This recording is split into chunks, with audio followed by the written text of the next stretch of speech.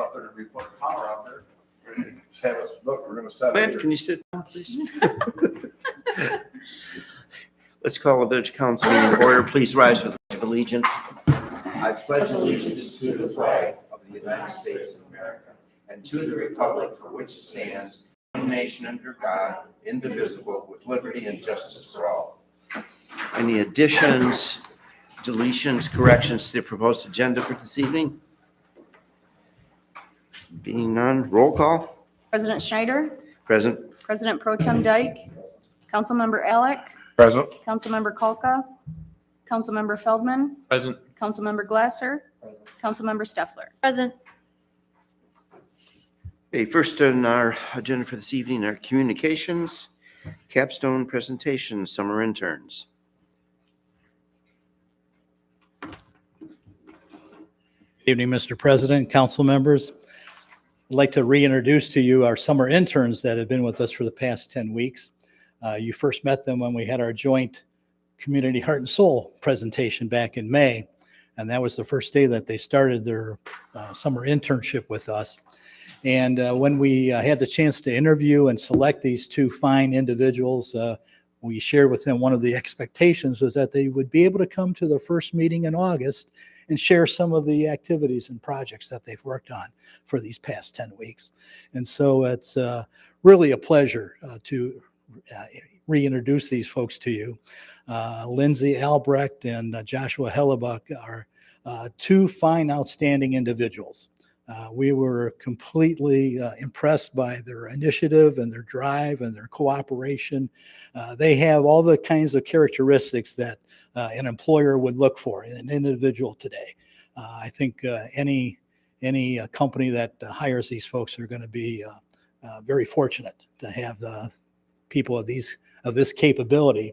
And I'm impressed by the fact that they are alumni of Almont High School and that they came back to our region to take advantage of the summer internship program that we partnered with for County Community Foundation. So with that, I'm going to turn it over to Lindsay to give her presentation.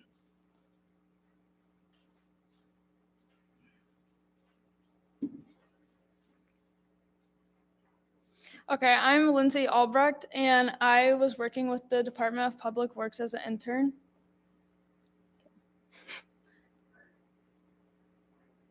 So my purpose for my internship was to investigate sources of water infiltration into Almont's sewer system, have exterior visual inspections of residents that are potentially hooked their downspouts and subpumps into the sanitary system, develop a statistical model for normal and dry levels of operation of the wastewater treatment plant, and measure potential improvements in daily flows by corrective actions.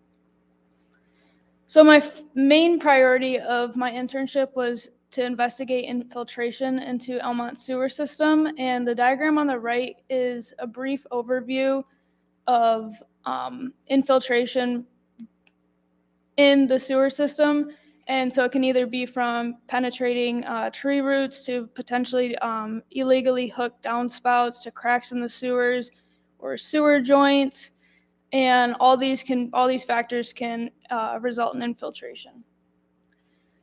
So after doing a lot of projects, I finally came down to narrowing down two that I really liked doing. The first one was dry versus high flows at the East St. Clair lift station. So May 27th, I don't know if anyone recalls, but we had a really large rainstorm similar to this one, 3.5 inches of rain. And I was able to analyze how much that lift station was pumping prior to the rain and after the rain.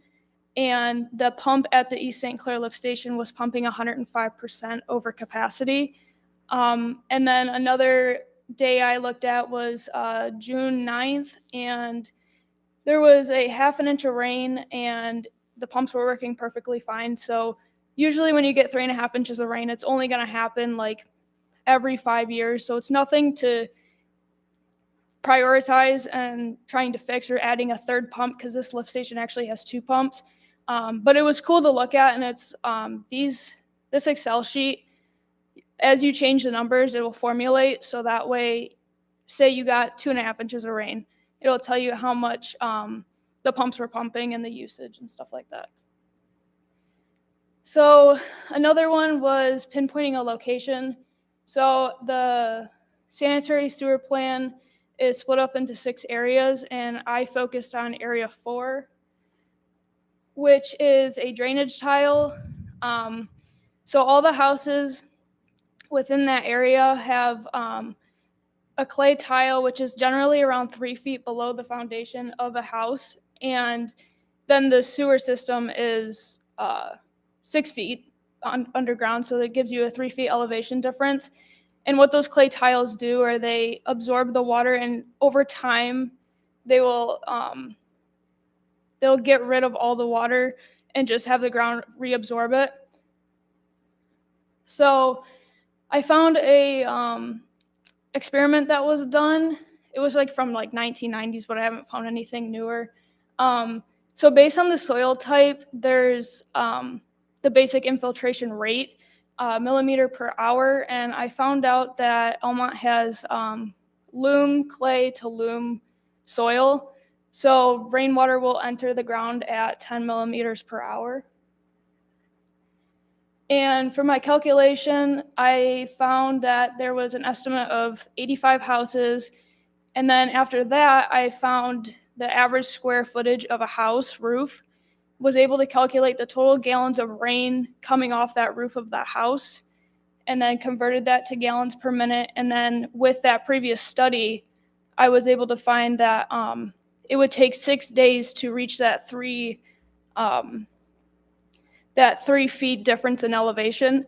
And so if that sewer pipe is cracked or dislocated or damaged, it will take 5 days for that water to reach the sewer pipe, which makes sense because after that large rainstorm, the wastewater treatment plant was pumping the wastewater like a week to a week and a half later.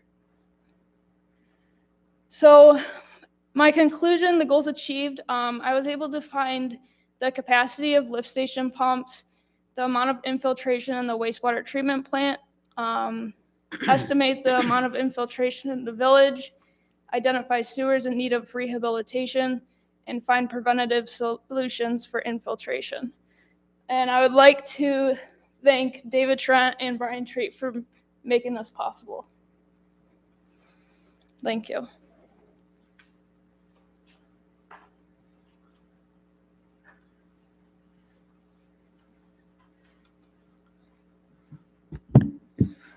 Hi, my name is Josh Hellebuck, and I was a summer intern here from May 24th, and tomorrow is actually my last day here at the village. I'm just going to talk about a brief overview of what I did here at the village in my time here. So starting off with the first project I worked on was fuel purchases. You can go to the next slide too. So this is just kind of what I worked on. I worked on fuel purchases for the police department, and I calculated how much we would spend in the rest of the year if the $5 increase in gas, because we had the purchases from May, we had record of it from May, and I took the $5 increase and times that throughout. We had all the vehicles listed, and I figured out their miles per gallon, and figured out how much the village was going to spend in gas purchases and the township for the police department, and we were actually in budget for that, which has actually surprised me, being a $5 gas price. I also did the same thing for the DPW, the 2 trucks they had. And most of their machines are hourly, so it was hard to find the right measurement on how much fuel they're going to use. I also did the same thing for the wastewater treatment plant truck. But this was one of my favorite projects I worked on, just because I dealt with budgets and seeing financial forecasting. Another thing I did was the CIP plans. Added 45 CIP plans to the new software called Easy CIP. You can now see what projects hold priority over others. You can see how much money is going to each project yearly. And this program is easily accessible to anyone in the village. And prior, the CIP plans had to be sent over to Row Engineering, which cost more money than doing it ourselves like this. And we did it ourselves prior to that. And you could play that video on there too, if it plays. That's just kind of a brief overview. So you could see like what holds priority over others, the cost, the department priority, and things like that. it's not going, it's okay.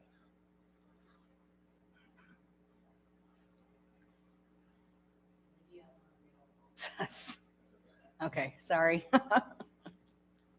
Another thing was road projects. I got to drive around with David and take some pictures of roads that needed repair. I calculated the linear feet of the roads actually using Google Earth, which was new to me.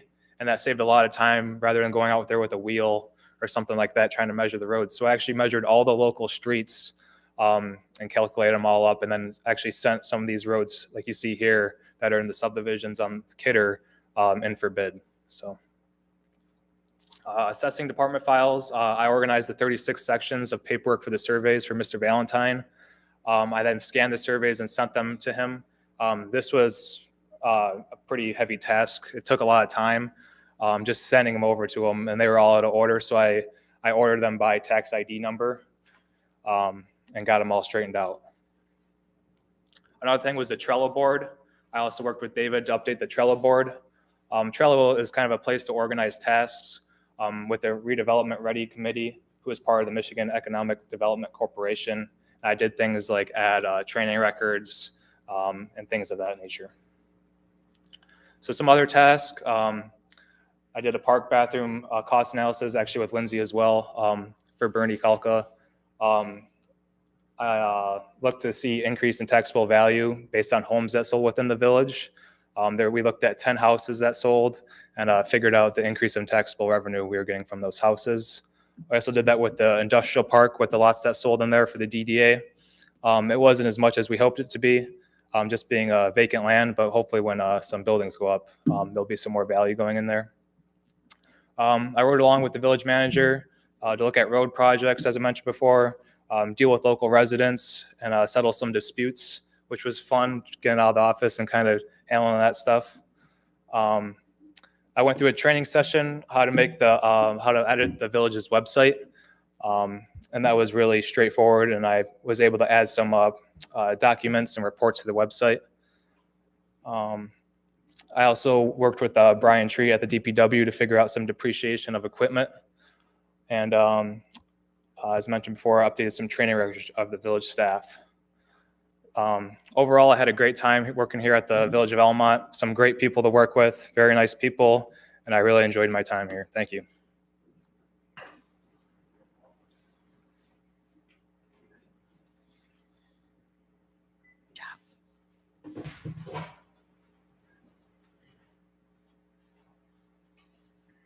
Council, I hope that these presentations gave you a good flavor of some of the projects that these two worked on.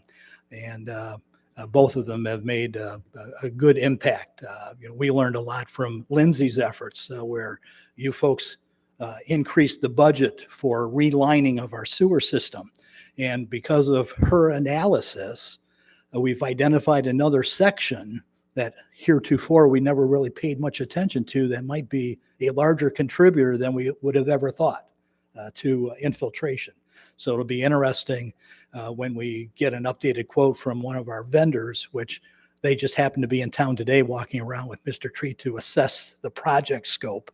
And so once we get the quote and get that thing moving, we'll see, down the road when we have these heavy rainfalls, how much of an impact relining certain key areas in our system will have as far as reducing our I&I issue. And then, some of the stuff that Josh mentioned, the CIP, which we've got some new software that we're introducing is going to help us immensely. Josh has been working with Bernie Kalka as well on updating our recreation plan. And so just those two projects alone, with us doing it in-house versus having to pay an outside consultant, it's going to save us thousands of dollars this year. So I can't say enough good things about these two fine individuals. And to that end, Mr. President, I'd like to read a proclamation for these two individuals. The wording is very similar, so let me get my glasses.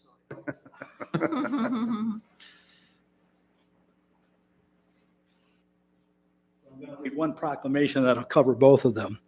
In recognition of Joshua Hellebuck and Lindsay Albrecht, whereas the Village of Almont partnered with the Four County Community Foundation in providing a summer internship for college students who live in the four-county region served by the foundation. And whereas this summer internship was designed to encourage college students to return to earn back in their home community, and whereas Joshua and Lindsay were selected to join the Village of Almont for this 10-week program, and whereas Joshua and Lindsay have demonstrated professionalism, cooperation working with staff members, and utilized their skills to implement and complete various projects for the village, now therefore be it proclaimed that the Village of Almont hereby recognizes the contributions of Joshua and Lindsay for their service to the Village of Almont.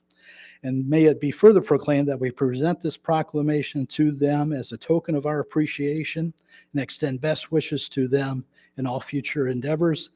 Be so it proclaimed this 3rd day of August, 2022, and signed by our village president and myself. So, Joshua and Lindsay, thank you so much for your contribution to the village and your work here the last 10 weeks. Finished off by the thunder outside.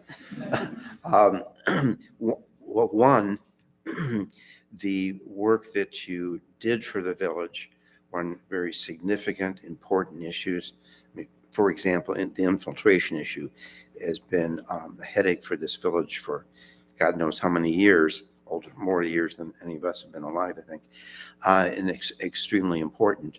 And the work, so the work performed by each of you during the course of your internship, very admirable. And your presentations this evening, stellar. Very, very excellent presentations and impressively articulate. You're able to present yourself and your ideas and the work that you've done in a very finite manner. So we're very appreciative and want to applaud you.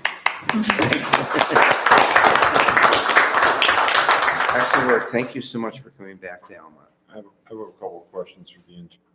Sure. Look out. Run out the door while you can. Obviously, your presentations were excellent and you brought value to the village. But being an intern is a two-way street.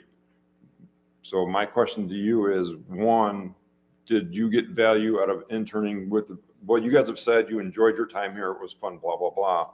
But more importantly, did you get value from you for yourself in serving this internship? And if so, can you give a couple of examples of things you've done that brought value to you that you can carry on with your future careers? I guess I'll start. So when I have one more year left of college, and I'm actually majoring in mechanical engineering, and I would like to work in the automotive industry. And coming here was a really good experience because it's like mechanical engineering isn't just automotive. I was doing calculations using formulas from my fluid mechanics class and conversions that I've learned over the years. And it's just such a broad area that what my studies are, my major will be, that it showed me that I could work anywhere and I could make anything of it. Can you hire Wayne?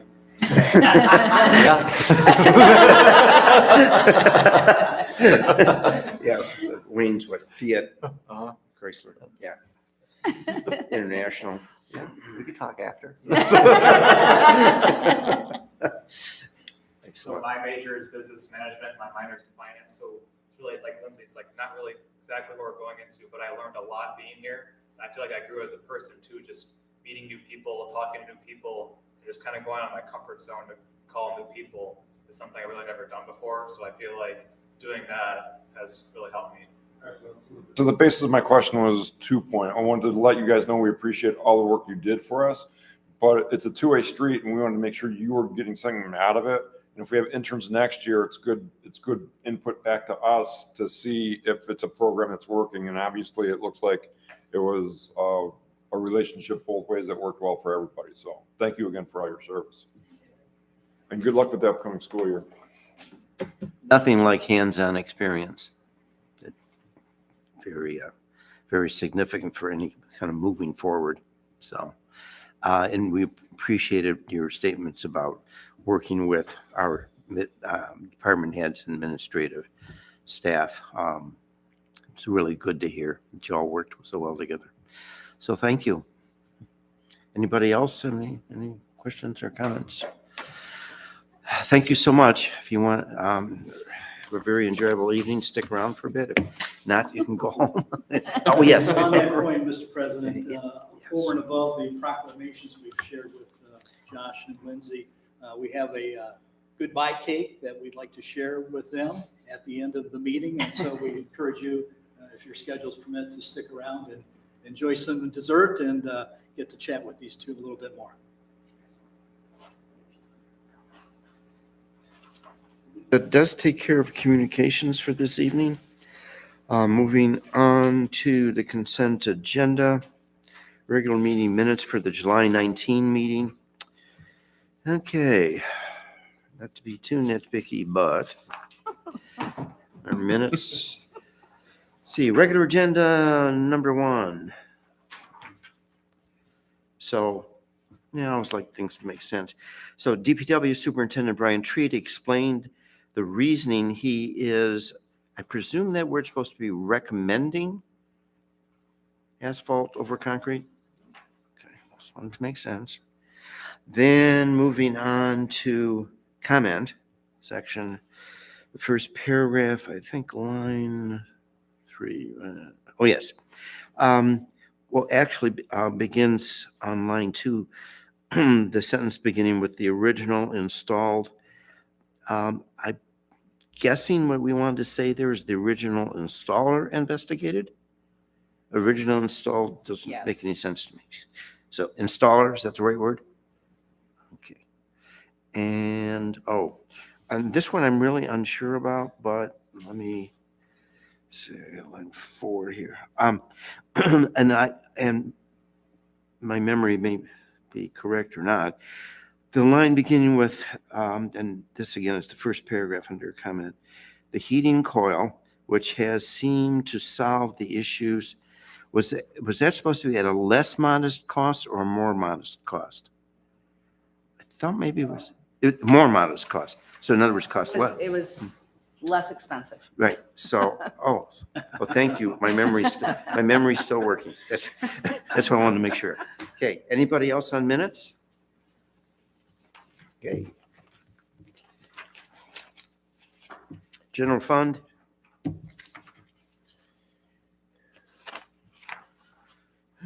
Major streets, local streets,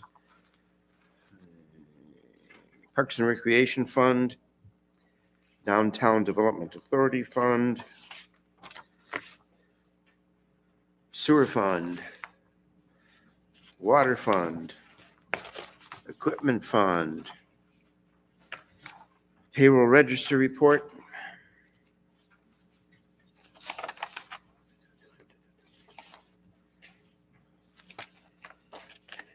DDA Director's Report, Financial Position Report.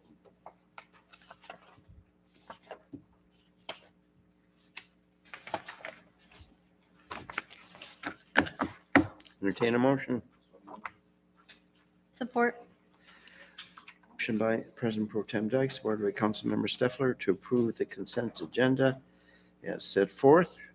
Any further discussion? All those in favor say aye. Aye.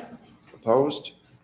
Consent agenda is unanimously approved by all those council members in attendance this evening. Next on our agenda is public comment time for any issue that is on our regular agenda for this evening. Is there any public comment regarding agenda items? Being none. Regular agenda, Household Hazardous Waste and Clean Sweep Collections Program. Is that your presentation, Kim? It can be. Whoever, somebody. We received a request from Lapeer County. They want us to participate in sharing in the cost of their household hazardous waste and clean sweep collections program. It allows Lapeer County residents to get rid of the unwanted household hazardous waste, pesticides, that type of thing. It is tentatively scheduled for Wednesday, September 21st at the Eastern Michigan Fairgrounds. And included in your packet is the estimated cost for the village, which is $196.14.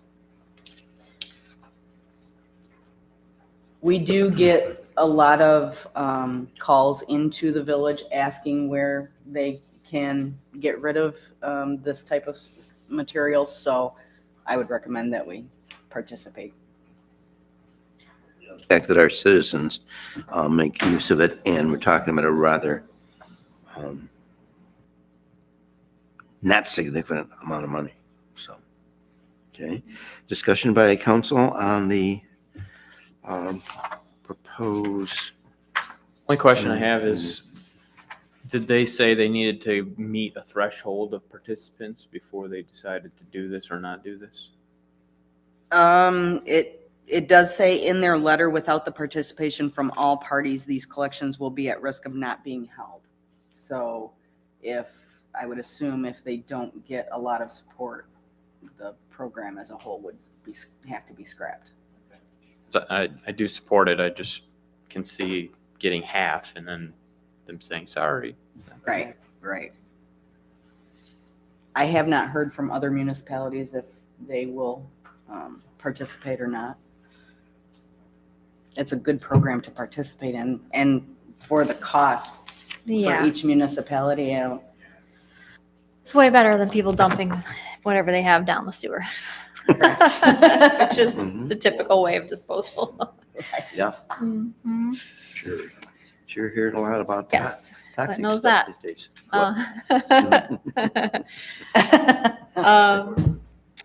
Do you need a motion for this, Kim, or just council support?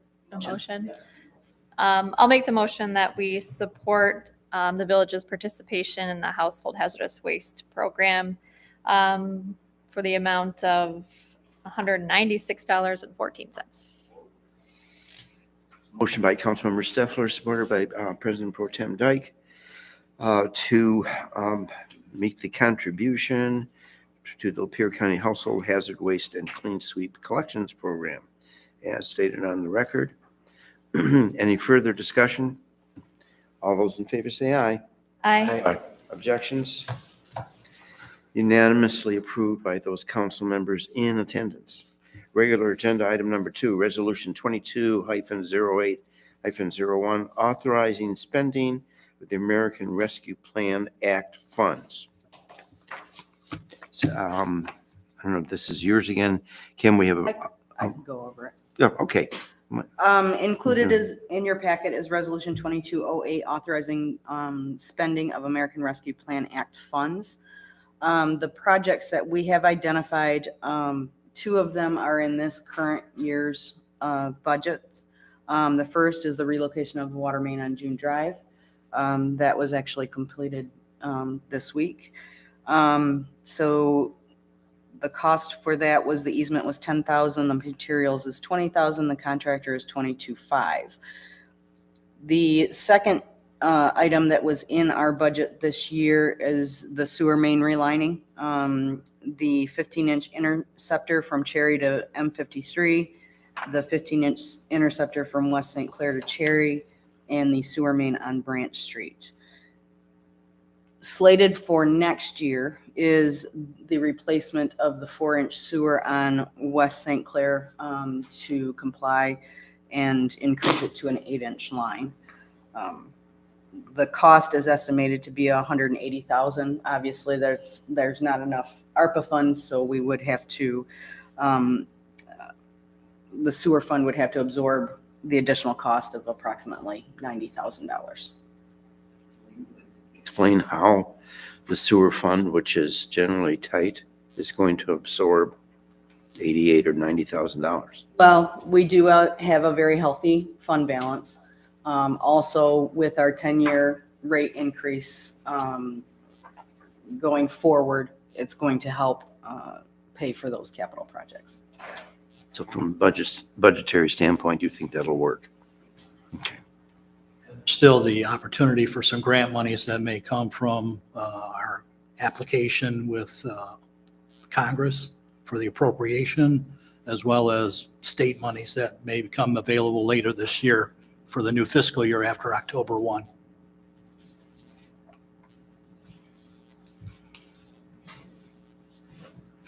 So, questions, discussion?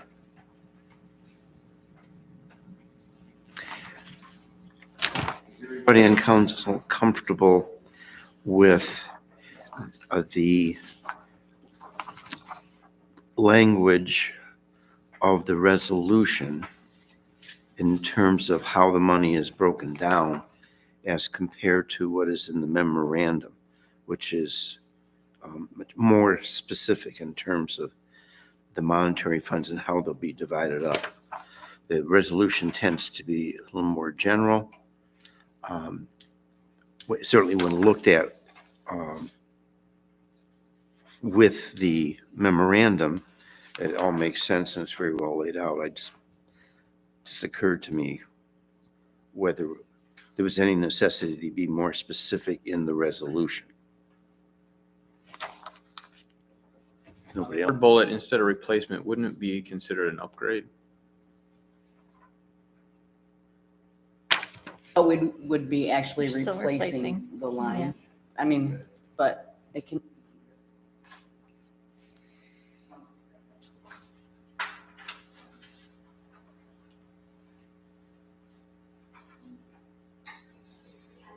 I'm comfortable with the language in the resolution. Just wanted to throw it out there. Probably fine. And the language does, we're replacing a 4-inch with an 8-inch, so unless anybody else in council thinks replacement is not the correct description, seems fine. Seems appropriate. Anybody else on this issue? Something we've discussed in the past and how we were going to apply those funds. And here we are at the door. Is there a motion? I'll make the motion that we adopt Resolution 22-08-01, authorizing the proposed spending plans of the American Rescue Plan Act funds. Support. Motion by Councilmember Stuffler, supported by Councilmember Alec, to approve Resolution 22-08-01, authorizing the spending of the American Rescue Plan Act funds. Any further discussion? Roll call. Feldman. Aye. Glasser. Stuffler. Aye. Alec. Aye. Dyke. Schneider. Aye. Resolution is unanimously approved by all those council members in attendance. Regular agenda item number 3, OSC Inc. invoice for East St. Clair Lift Station transfer switch replacement. Who's making a presentation as to that? Is that yours, Kim, or David's, or somebody? Mr. President, Clint Farley is with us tonight to help answer any technical issues related to this particular invoice. But we did have an issue with one of the legs on the transformer burning out, and it required us to use the backup generator for a period of time while this had to undergo repair. And the total bill ended up being over $5,500. And it was a necessary expenditure to get that lift station back in operation appropriately. And Clint, I'll defer to you for any additional info. So what happened is there's 3 leads of power coming in from DTE, and the substation is right across the street. So typically they run high voltage. This is a 480 volt lift station. And historically in the past 7 years, I've seen the line voltage coming in at about 535 volts or so, which is a little high. So I suspect that that sustained high voltage burnt leg of power. it was just one lead and the station was running on 2 leads and it was creating some, the pumps would run on 2 leads, but they wouldn't run properly. Sometimes it wouldn't start. So, we tried to source a new transfer panel. It was actually the transfer panel that burnt. We were told by OSC, this is our electrical contractor, that a whole new transfer panel needed to be ordered and installed. The lead just couldn't be replaced. So the lead times on a new transfer panel are 14 to 24 weeks. And so we allowed them some time, about a week, until they found one, a replacement used transfer switch, which is an Onan. They installed that the same day we had the flooding during the storm. So they had to take shelter inside. I mean, they started at 7 a.m., but about 8 hours in, they were still working on it. Took them about 16 hours or so. They were here for 2 days. It took them a while. So in the meantime, leading up to installation, we were running the station on that natural gas standby generator.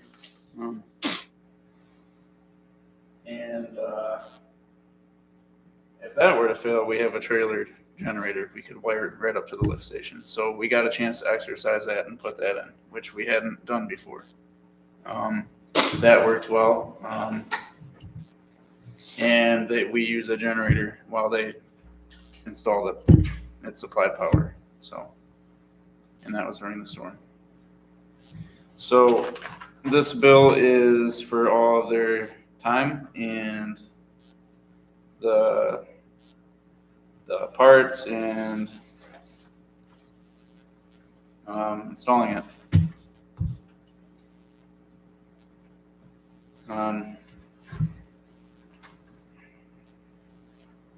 And the station is back up. It's fully working. The transfer panel works. So that lead was smoking. The building was filled with smoke. And the DTE lineman, I called DTE, so they sent a lineman out to look at it. He observed it, and he's like, "You need to shut this down." It was filling with smoke. So. Have we approached DTE about this? I mean, they're supposed to give us stable power, right? Right. The power is stable. It's just, we've been told before that since we're so close, it's 100 feet away from the substation. The power keeps getting notched up and we call and then they knock the power back down to. Yeah, I wouldn't call that stable power then, right? If they're not controlling their power, then why are we paying for their surge? Right. That's what I say is if they're burning up our equipment, I believe that the high voltage was responsible. And 535 is really not that high for that wire. It's probably rated for 1,000 volts. But if they have surges over that, then yeah, they're going to smoke that wire. Yeah. It could have just been the wire itself. Either it was that or the high voltage, one or the other. So I'm not sure which. So I called them and they knocked it down to 520. So I suppose we could call in and see why that is, get a more detailed explanation. So are we running right from their transformer to the building, or do we have a transformer stepping down power into our building? Do you know? I don't believe that there's a transformer at the lift station site. I'm not exactly sure how the power is delivered or stepped down. I'm not sure where the transformer is for that lift station. So,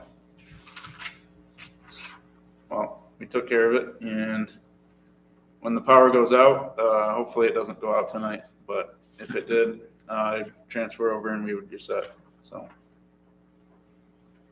During the time it was down, we had to manually switch it to go onto generator. So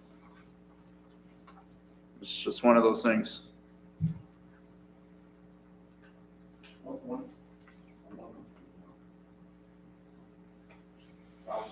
That I see in terms of Clint's presentation is he has suspicions or suspects, or maybe it's likely that such and such happened, but he's not sure. So you have that problem to deal with. And then what is the reasonable expectation that you're going to be able to address this issue with DTE and that will negotiate in good faith with us? To that point, I think there's nothing you can do about things that happened in the past. I think moving forward, we should monitor what kind of power we have coming in and let DTE know that if they can't keep it within whatever percent plus or minus voltage that they guarantee, that they're going to be liable for any damage that's caused. It's just like your house. They say they're going to keep it plus or minus 5% or 10%. Yeah. Well, I agree. If they're surging you at 50%, then they should pay for that. Yeah, we need to find out because They don't like it when you surge their stuff. yeah, I probably wouldn't. So they're a big company. It's like they could, how do you go up against it? You just need to be armed with information. At the very least.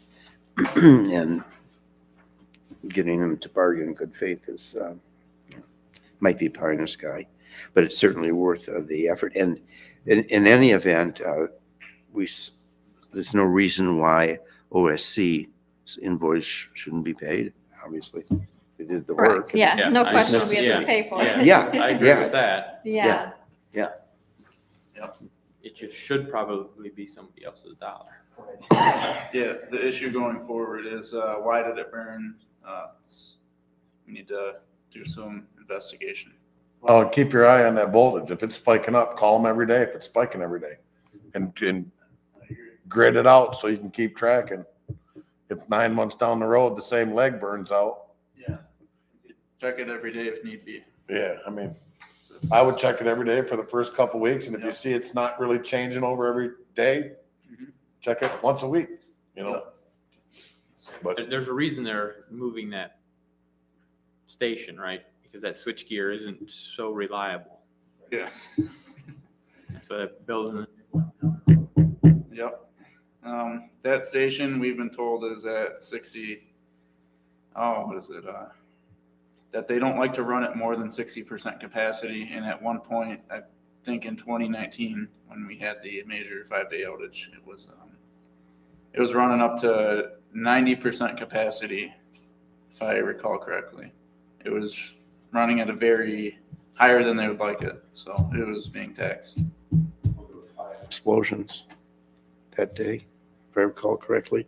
And that substation was well being taken care of because they were using a garden hose to cool it off. Yes. Yeah.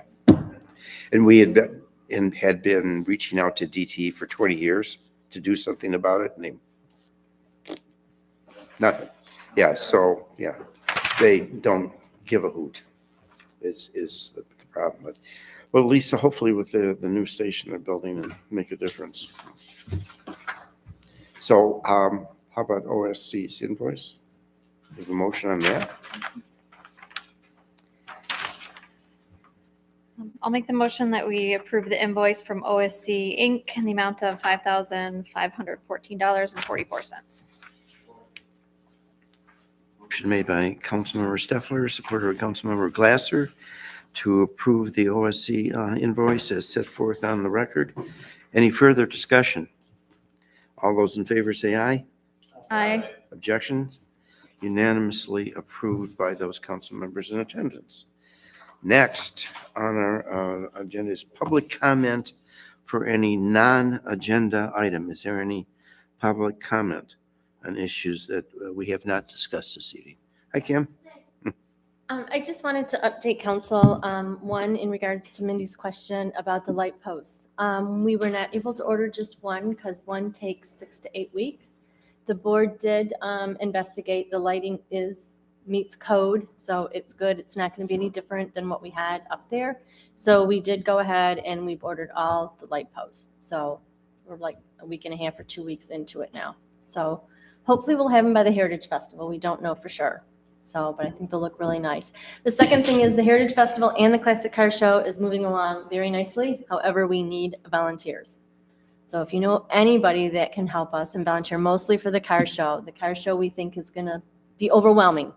I'll be coming to council next, not next meeting, the first meeting in September, asking for your permission to close East St. Clair. Right now, I have got permission from Chief Martin to close to Spring Street, but I may need to put further down further down East St. Clair to Kidder. So I have a letter that I've prepared to send out to the residents, just informing them. They're aware every year that we have this festival, but I'm putting a letter out to the residents just to let them know the date, what's happening. We're going to have the vendors on East St. Clair, so Wayne and his group can have more room to put 55 plus cars, if not more. What specific needs do we have for volunteers? In terms of like checking people in or? Yeah, I am going to need help. I have one person for vendors. So what I'm going to need help with on the vendors is basically just getting them to their spots, like showing them where, having somebody direct them. Most of the volunteering is on Wayne's.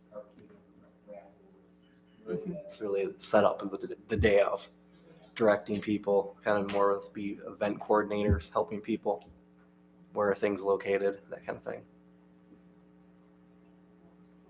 A lot going on. We think it's going to be bigger and better with the cars, and Wayne's been to a few and he can explain how much bigger those are than what the people have anticipated. So we may be stacking cars, and I don't know where.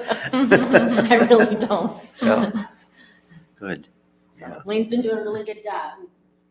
He put out probably close to 3,000 flyers, I think. So Lights on social media for the show.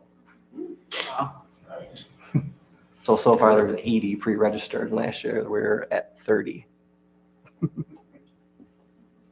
So we're trending in the right direction. Sounds like it, yeah. That's great. And good, as far as notifying our citizens along that roadway in terms of, so they can be prepared, so that's good.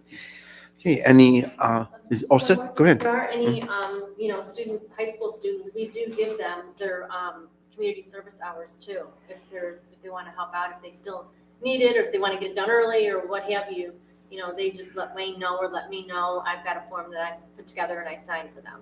So, and the school does accept that. So. Public comment? Okay. No open discussion, no closed session. Okay. Manager Trent, anything to bring to council? Yes, just some quick updates on some items that we've talked about in the past, plus a couple of new ones. We were hoping that the consummation of the sale of the theater and medical building was going to take place last week. It did not, but I've been advised that a new schedule for closing might happen in the next 2 weeks. So there's some additional title work and paperwork that's being pursued, and we'll see what shakes out from that. Kim had mentioned earlier in our discussion that the water main has been relocated, and we were very impressed with the caliber of workmanship and efficiency of the vendor that we utilized. Superior Excavating out of Auburn Hills did a magnificent job. Our DPW crew said that they were the best firm that they've ever seen doing that kind of work. So they were able to get the job done in one day, came back the next morning, trailered up their equipment, and it's all wrapped up.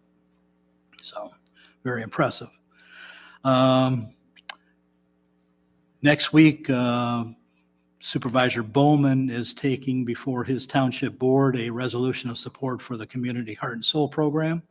And pending their approval, we'll have a similar resolution for you folks the week after at our next meeting. regarding snow removal services that we've supplied to the DDA. Due to a lack of a quorum at their meeting last week, that issue will come up at their meeting later this month. We were advised yesterday that through the PAR plan, the grant that we applied for earlier in the year for body cams for our police department was approved.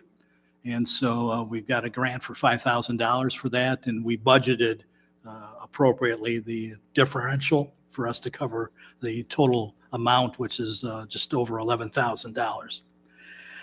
Received a call this week from an individual who owns the last vacant lot in the Drakeshire sub. And he's a builder, and he's going to build his own home for himself.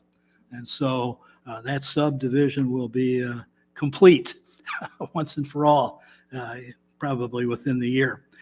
And also an individual that's had a great desire to acquire a storefront in downtown Almont has been successful in doing that. This is a photographer who's been wanting to put in a photography studio in town. And she was able to make a deal for the small building that's between the Historical Society building and Maria's. That's the building that has no signage. A church group has been meeting there on Sundays.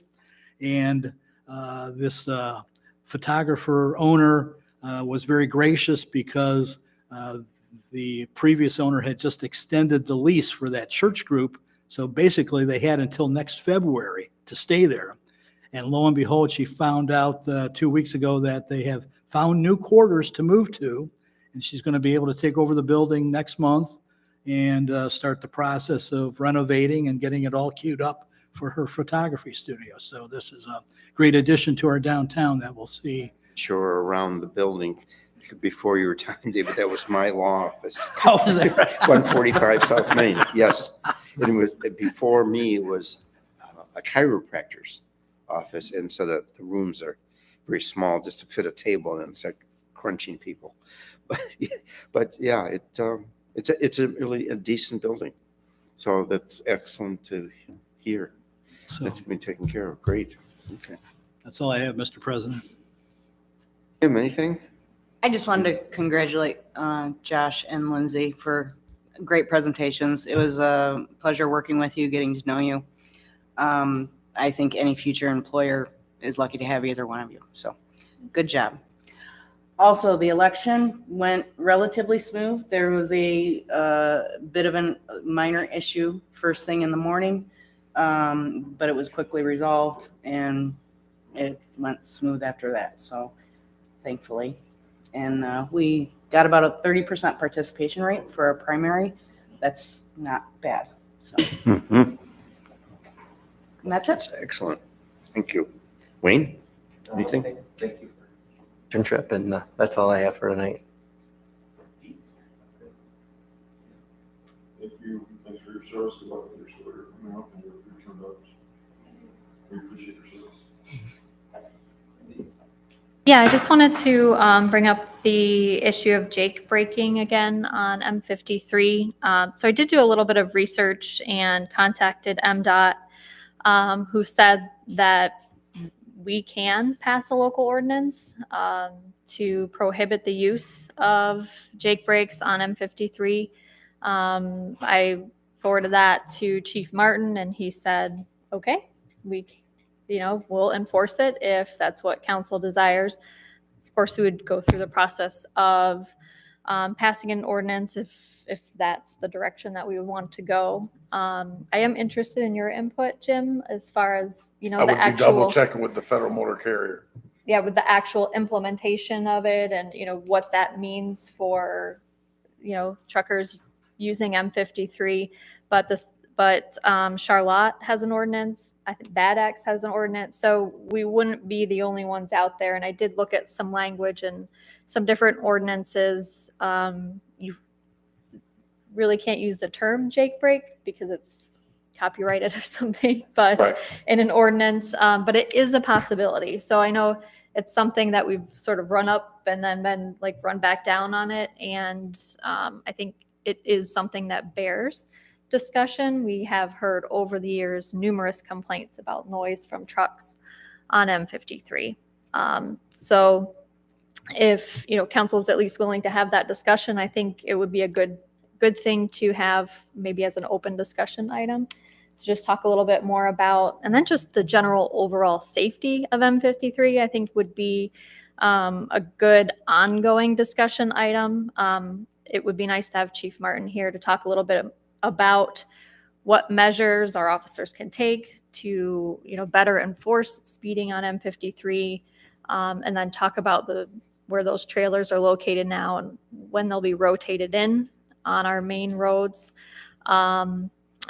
We had, was it last Saturday? The Saturday before, there were 3 accidents within the village limits, like all in the same morning. And it just really highlighted the importance of safety along M53 and how it seems like that's something that needs to be stepped up. So if council is agreeable, I'd like to place that on the agenda under open discussion and ask Chief Martin to be present for that. Focus on the curve.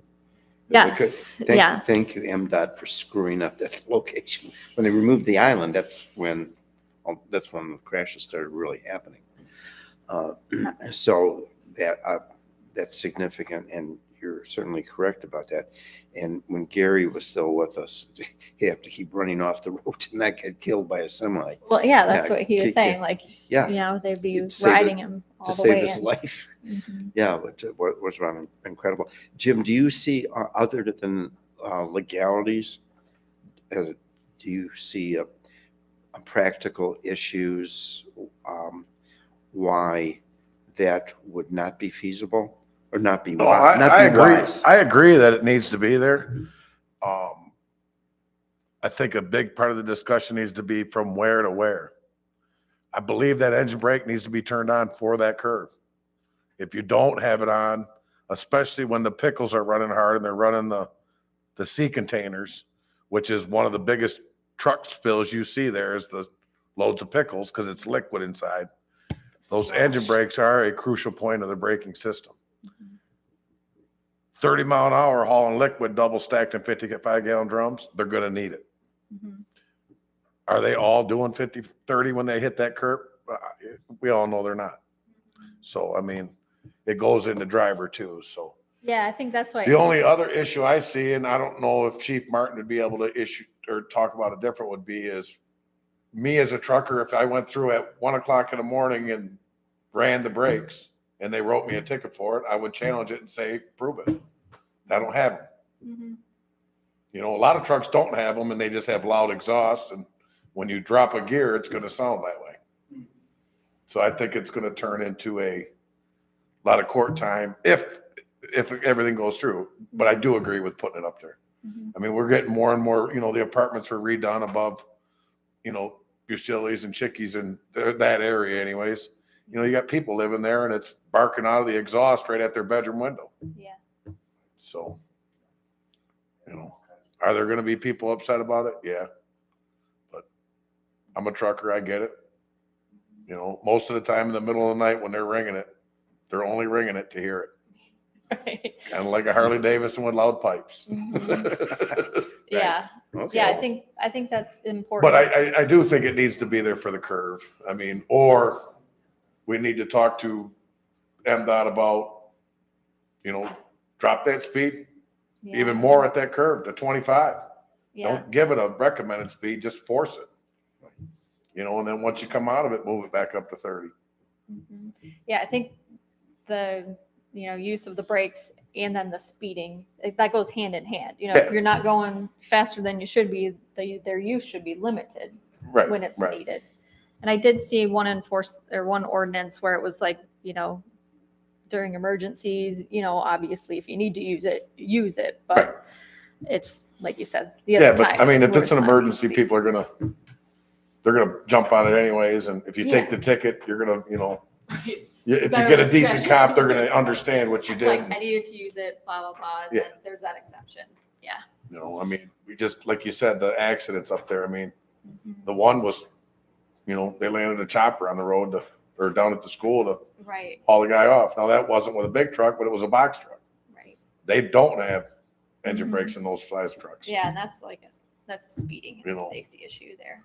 That's speeding. And, you know, the bad part with those trucks are every U-Haul's out there and anybody can drive them. It doesn't take a special license. Frightening. No, I'm right there with you. I mean, I'll go through it with you, I'm gonna do some I'll check in my federal motor carrier book, Yeah. just to see what they post up about it as a federal side of it. Yeah. I was reading some trucker blogs. I call it the Federal Motor Carrier Bible. It's about, I don't know, 18,000 pages of laws.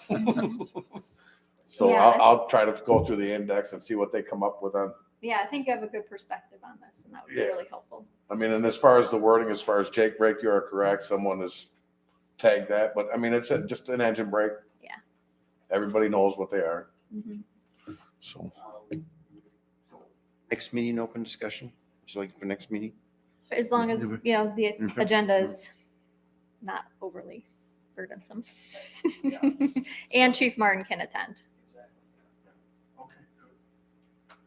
Thanks for paying attention to that. The work you did.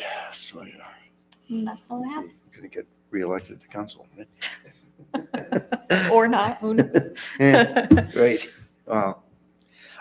Jim, anything to bring? All set. All set. Very good. Okay, good meeting, folks.